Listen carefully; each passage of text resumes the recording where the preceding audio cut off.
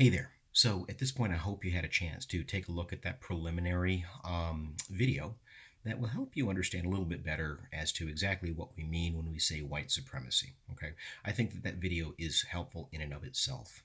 But with what I want to do with this particular segment here is to give you actual concrete examples, both from Richard Wright's book as well as from our class, whether they be readings or lectures. Okay, so I hope that this is helpful.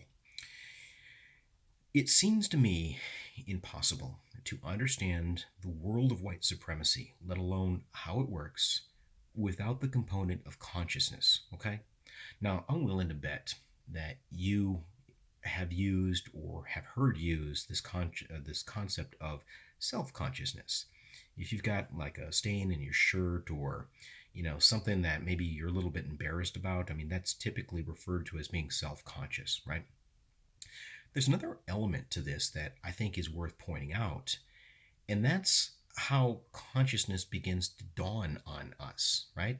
I would argue that, if you're just blissfully unaware of that stain or, you're just not connecting for whatever reason with why something would be embarrassing, then it's kind of lost on you and you're just, ignorance is bliss in this particular case. I'd also argue that race is not something that we're born with, being conscious, being aware of our race or the race of others. It's something that's instilled over time, and it's ultimately something that has to be taught. And, by the way, I'm not saying that this is good. I'm just simply saying that this is the way that this has worked, and certainly it worked that way throughout much of the 20th century. Let me give you a really good example of people that were simply unaware of, the system of white supremacy, how it worked. You may recall me giving you a tidbit in a lecture that involved what I call the Great Clark doll experiments. In the 1930s, there was a pair of psychologists that conducted this psychological experiment in New York, in which they gave several black girls, African American girls, their own choice. They said, you can have one of these two dolls. They did this individually, girl by girl. You can have one of two dolls. You can have the white doll, or you can have the black doll. And without exception, each of these black girls chose the white doll. And it begs the question, why? Why did they choose white? They were black. Why did they choose white? Well, up to that point in the 20th century, every turn of events, every time they turned around, they were reminded that white was superior to black. White was more desirable. White was more beautiful. White was more prestigious. White was what you wanted. And so, understanding it in that capacity, which is what the doll experiment demonstrated in my mind, it demonstrates why they would have chosen the white doll, because it was better in their minds. They had been conditioned to believe that it was better. Okay? But I would also say that they were not really aware of why they were doing what they were doing. Yes, they had been conditioned, but they didn't really understand how and why that worked. They were unaware of this. Now, what does this to have to do with Richard Wright, you may ask? Well, let's take a quick look at this, because I think that you could also make the case that he was unaware of how race worked early on in his life. So if you're using the book that was provided online, this is chapter 1, and it would be page 27 of chapter 1, midway, well, actually it's toward the end of the chapter, but I digress. I want you to look for a paragraph that begins, I soon made myself a nuisance. Take a look at that page, 27. I soon made myself a nuisance. We're going to, explore an example of his racial awakening, okay? On that page, it reads, I soon made myself a nuisance by asking far too many questions of everybody. Every happening in the neighborhood, no matter how trivial, became my business. It was in this manner that I first stumbled upon the relation between whites and blacks, and what I learned frightened me. Though I had long known that there were people called white people, it had never meant anything to me emotionally. I had seen white men and women upon the streets 1,000 times, but they never looked particularly white. To me, they were merely people like other people. yet somehow strangely different because I had never come in close touch with any of them. For the most part, I never thought of them. They simply existed somewhere in the background of the city as a whole. It might have been that my tardiness in learning the sense of white people as white came from the fact that many of my relatives were white looking people. My grandmother, who was white as any white person, had never looked white to me. And when word circulated back among the black people of the neighborhood that a black boy had been severely beaten by a white man, I felt that the white man had the right to beat the black boy, for I naively assumed that the white man must have been the black boy's father. And did not all fathers, like my father, have the right to beat their children? A paternal right was the only right, to my understanding, that a white man had to beat a child. But when my mother told me that the white man was not the father of the black boy, was no kin to him at all, I was puzzled. Then why did the white man whip the black boy? I asked my mother. The white man did not whip the black boy, my mother told me. He beat the black boy. But why? You're too young to understand. I'm not going to let anybody beat me, I said stoutly. Then stop running wild in the streets. That example might seem trivial, but it is really eye-opening with respect to how the world of white supremacy works. He doesn't understand the relationship that white people have to him or vice versa. And so it's one of those instances where he's beginning to become aware of race broadly defined in American life.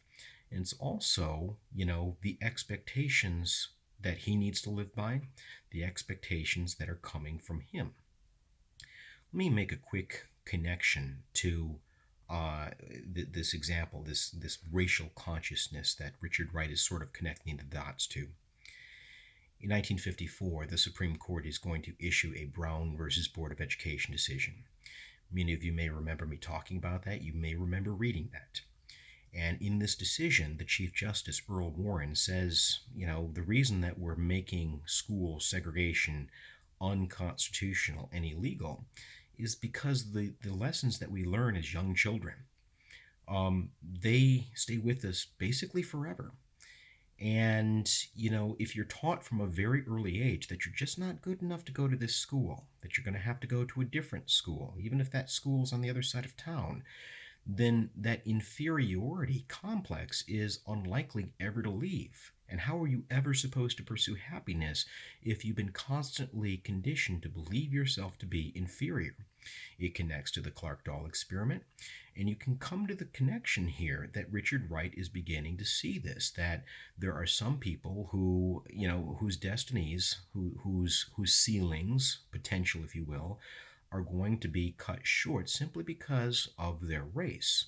So it's a very self-conscious awakening that he's having with respect to, white and black that he had sort of taken for granted up to that point in time in his childhood. Let me give you an even more vivid example, which is going to come on page 46. This is going to come, basically, he's going to become aware of the system that you and I call segregation, what was once called Jim Crow, separate and unequal. If you're at this point in chapter 2, and I am now in chapter 2, page 46 of chapter 2, you're going to come to the realization that the Wright family kind of bounces around the South, from Mississippi to Arkansas to Tennessee, back to Arkansas. You get the idea. Okay, so they're at the train station, and they're getting ready to get on the train, and Richard Wright, notices that there are two lines, one for blacks, one for whites. And so on 46, there's a paragraph that starts out, "At last we were at the railroad station." Find that paragraph. At last we were at the railroad station with our bags, waiting for the train that would take us to Arkansas. And for the first time, I noticed that there were two lines of people at the ticket window, a white line and a black line. During my visit at Granny's, a sense that two races had been born in me with sharp concreteness that would never die until I died. When I boarded the train, I was aware that we Negroes were in one part of the train and that the whites were in another. Naively, I wanted to go see how the whites looked while sitting in their part of the train. Now, I'm going to paraphrase a little bit going forward, but I would encourage you to read this exchange between Richard Wright and his mom. He wants to go see because there has to be something interesting about how their cars look as opposed to how, the African American section of the trains worked. And it's he can't get it through his head that this is something far more serious than where you're sitting on the train. It's a very vivid example of segregation that you and I would recognize as this 20th century is going to unfold. And it also has a really important connection to our class. That connection is Plessy versus Ferguson. Let me go a little bit further. He begins to talk a little bit about racial heritage and racial composition. And as he said before, I looked at my grandmother. My grandmother looked as white as anyone that I had ever seen before. And over the course of the next several pages, you come to the realization, or you watch this conversation unfold, and you come to the conclusion that his grandmother is of mixed racial background. And didn't matter that she could pass as a white woman, the fact that she did have this African American racial heritage basically designated her to sit in the black part of the train.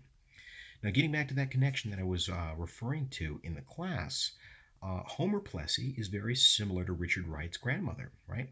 He's a guy that is not only of mixed racial heritage, but certain times he can pass as a white man. The state of Louisiana in 1896 had designated that racial segregation would be the law of the land. And so when Homer Plessy sat down in the white car, he was removed. And when he sued the trading company, it went all the way to the Supreme Court. And the Supreme Court said, listen, as long as those train accommodations were as equal, nod, nod, wink, wink, as long as they were equal, you could segregate however you'd like. Black, white, rich, poor, young, old, native born, foreign born. And so ultimately, this is going to legalize what we call Jim Crow segregation, and it's going to sort of shape Richard Wright's world. And he becomes aware of it as something as, trivial as a train station. It's a very deep, complex, scenario that, as far as he is concerned, this is just, it's funny, it's silly, it's a nonsensical sort of thing. Why can I not go and check out the white only part of the car? That leads me to my final point with this video lecture. Something that seems as just, simple and innocent can have very, very dangerous, potentially even catastrophic consequences. So what I want you to do for our final example is open up to chapter 8. Now in my book, that is page 159. As you may have found out in our class before, it doesn't really matter if you're unaware of the rules of white supremacy. It doesn't matter if you have every good intention under the sun. None of that really matters if you're on the wrong side of the rules. So on page 159, there is a paragraph that starts out, empty days, long days. I want you to find that. It's on 159. The beginning few paragraphs in chapter 8, empty days, long days. He's kind of coming home and is a very gloomy sort of attitude in the household, and you're about to find out why. Empty days, long days, bright, hot days. The sun heated the pavements until they felt like the top of an oven. I spent the morning hunting for jobs, and I read during the afternoons. One morning, as I was walking toward the center of town and past the home of a classmate, Ned Greenlee, he was sitting on his porch looking glum. "Hello, Ned, what's new?" I asked. "You haven't heard, have you?" he asked. "About what?" "About my brother Bob." "No, what happened?" Ned began to weep softly. "They killed him," he managed to say. "The white folks?" I asked in a whisper, guessing. He sobbed his answer. Bob was dead. I had met him only a few times, but I felt that I had known him through his brother. "What happened?" They took him in a car. out to the country road. They shot him, Ned whimpered. I had heard that Bob was working at one of the hotels in town. Why? They said he was fooling with a white prostitute there in the hotel, Ned said. Inside of me, my world crashed and my body felt heavy. I stood looking down the quiet, sun-filled street. Bob had been caught by the White Death, the threat of which hung over every male black in the South. I had heard whispered tales of black boys having sex relations with white prostitutes in hotels in town, but I had never paid any close attention to them. Now, those tales came home to me in the form of the death of a man I knew. This is really, really,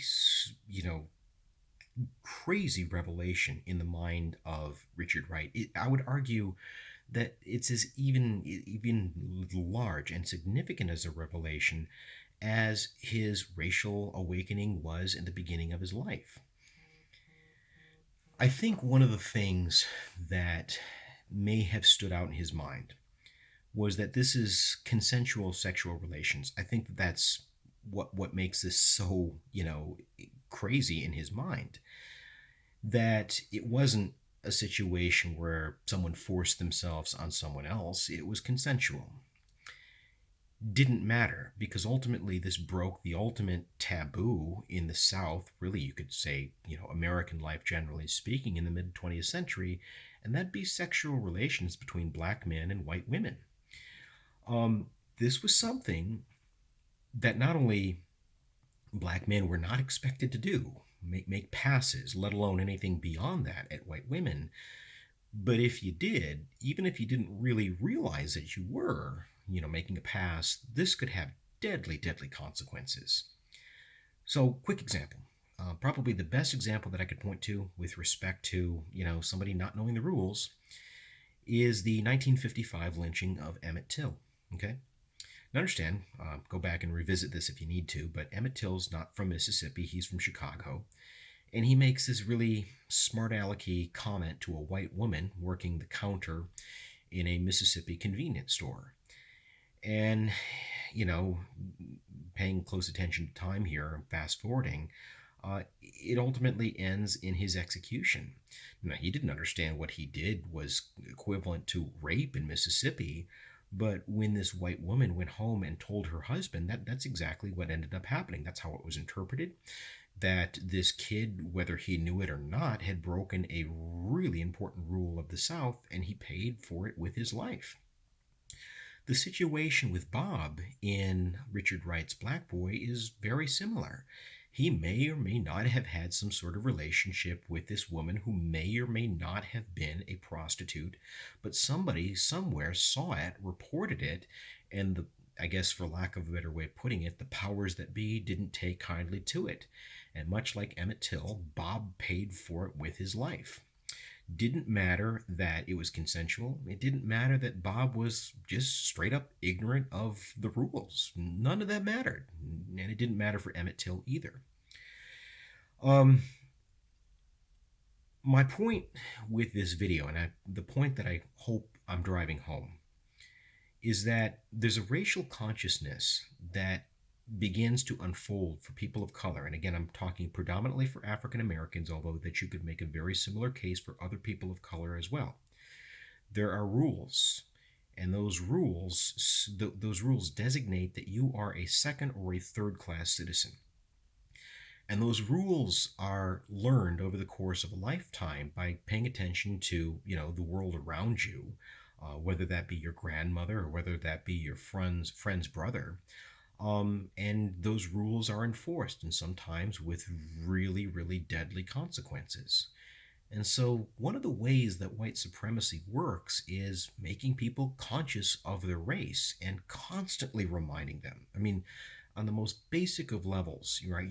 To be an African American man, but not much better for women either. You had to be aware of these rules, because if you didn't learn how to be a second-class citizen, ultimately the consequences could be deadly. So, in the next installment that we're going to have here, we're going to talk about white expectations, how white people expected African Americans, or people of color generally, to behave both toward them and within this world of white supremacy. And as you're going to find out, it's not that much different to this racial awakening that African Americans like Richard Wright have in the middle of the 20th century.